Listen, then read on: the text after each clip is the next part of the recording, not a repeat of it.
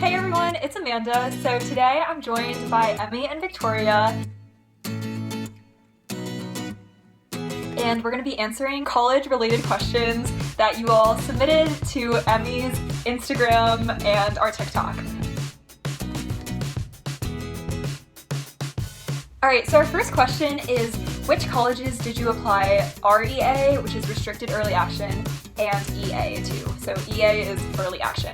So for me, I applied Early Action to Caltech, Northeastern, and University of Maryland, my state school. So I applied to Caltech, so that was kind of like my top choice university in a way. And then I applied to Northeastern Early Action because they have this like merit scholarship program where if you apply Early Action, then you're like considered for a merit scholarship. And then for University of Maryland, I think for UMD it wasn't like Early Action, but they have this like early priority consideration date that you need to apply by to be considered for merit scholarships. So yeah, and I think that choosing which school to apply early to is something that a lot of kids struggle with, and like I definitely had to take a while to decide which schools I wanted to apply to early. So yeah, definitely like let us know if you have questions about which schools you should apply to early. Okay, so I applied to Princeton Restrictive Early Action, and what that means is that I can only apply to one private school early, and I chose Princeton because that was basically my top choice heading into the college admissions process. I was also choosing between Princeton and the MIT, Caltech, UChicago, like EA decisions, because you can, for those three schools, you can apply to all of them early action. But ultimately, I decided that I wanted to hear back from Princeton first, so I just went with Princeton and applied on October 31st for the REA deadline. Honestly, for me, I feel like I made a mistake because I applied to MIT for early action, so it wasn't restricted. But I also didn't apply to any other schools because for Caltech and UChicago, I didn't really want to attend those schools, and a lot of the other ones that didn't have restricted early action, I also wasn't really like gunning for. So honestly, I feel like I made a mistake.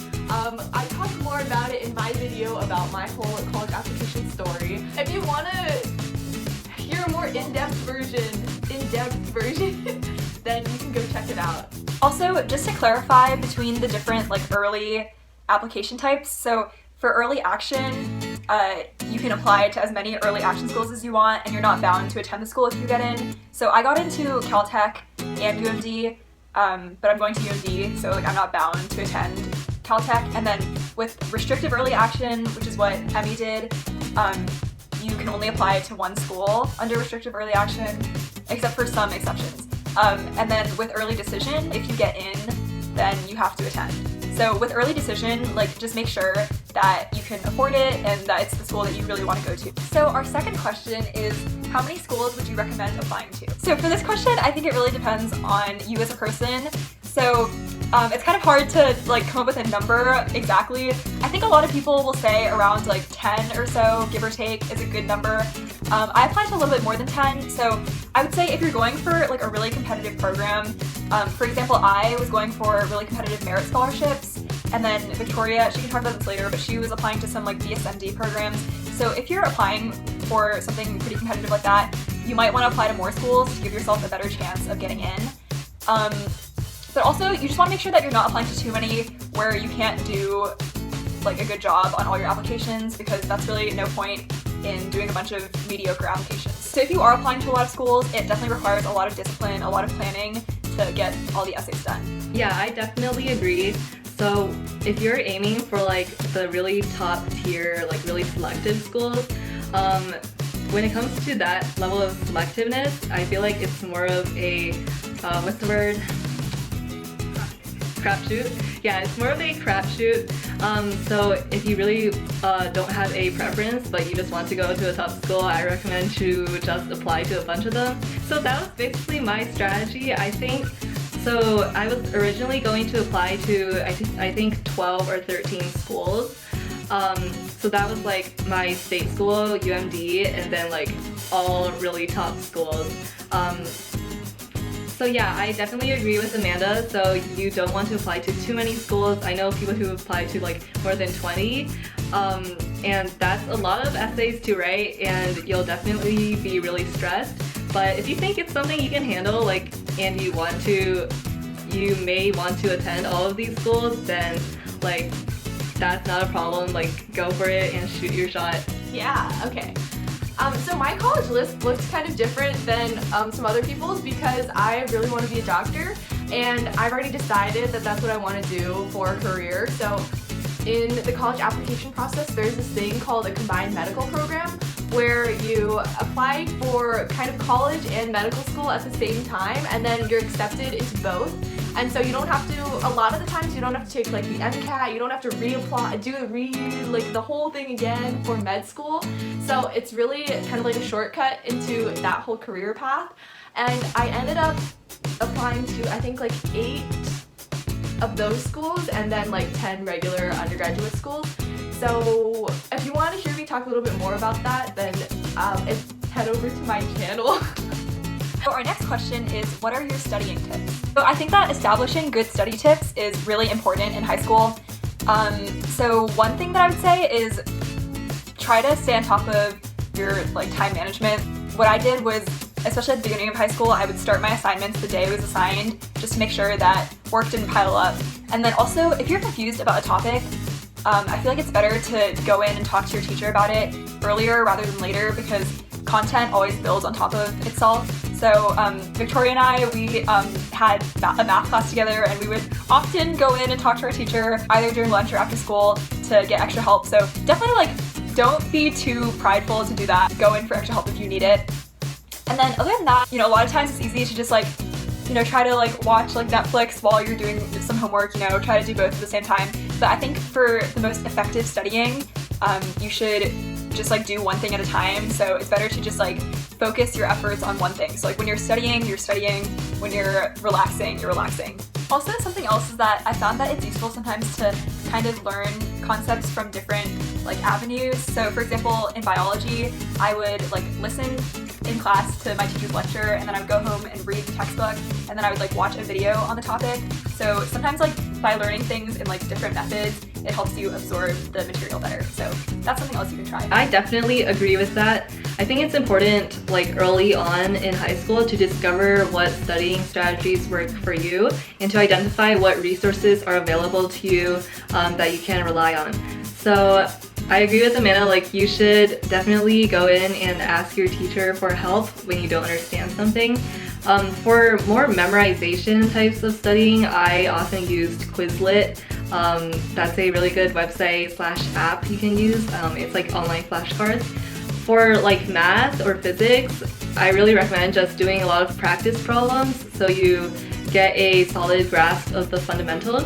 And then I also really recommend forming like a group chat with different people in your class so you guys can help each other out and ask for help, like when you're at home late at night struggling on a homework assignment. Yeah, I really agree for math and kind of like chemistry types of subjects where you really need to calculate things. I really suggest practice problems. Do them like over and over. Do different problems. Do a lot of different types of like techniques and things like that, just so you know how to tackle a problem when you encounter it. So it's not just like you see it for the first time on the test. It's like you've already seen it before and you know the method to solve it. And for kind of like English reading type of based work, I would really suggest keeping it really silent when you're studying, because music can, especially if it has words, can kind of mess with your sentence formation. And the quieter it is, I feel like the ideas just come faster. So that is kind of how I separate the techniques for those two. And also another one is to take really tidy notes, and maybe if you're into that, like make it aesthetic and things like that, because then you want to go back and look at it, and also you can help your classmates out who have like messy handwriting. They'll be able to look through your notes too. So I think it's really helpful while you're listening to the teacher, just like use different colors so your eye can easily recognize what's important and what is the header and what is like the definition of a word or things like that. And also make like diagrams, just a lot of the things that you're seeing consistently on the slides, you should try and jot those down on your notes too. Next question is, how did you ask for letters of recommendation, and did you take a brag sheet to your teachers? So this is a great question.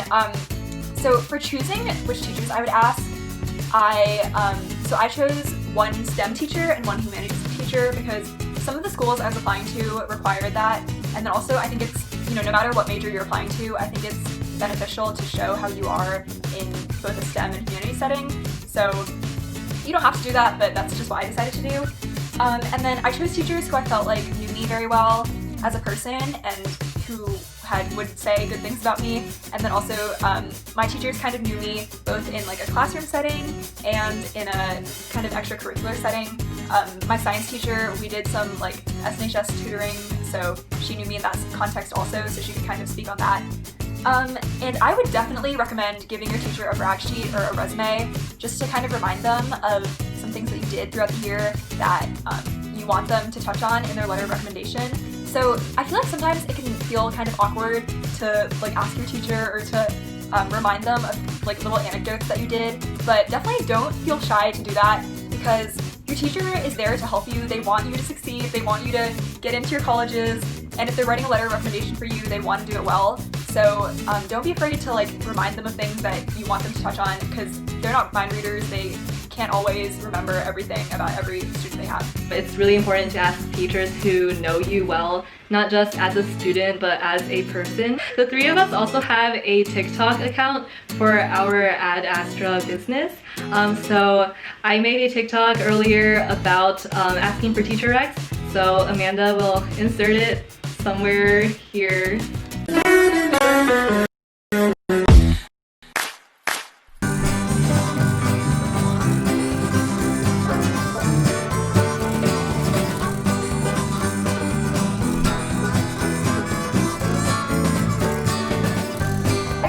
Prize like having a deep emotional connection with the teacher as my number one criteria. Nice word. The first criteria for what I wanted to look for in someone who was writing my rec, right? Because you want them to know like the real you.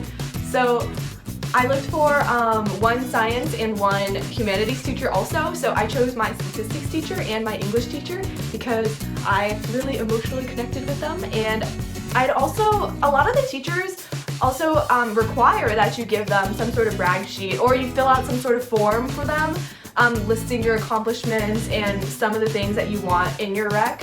So be prepared for that and make sure that you fill that out really to the best of your ability because that's a really crucial part of your college application, honestly. So don't skimp out on filling them in with the details and emphasize what you really want to have in your rec.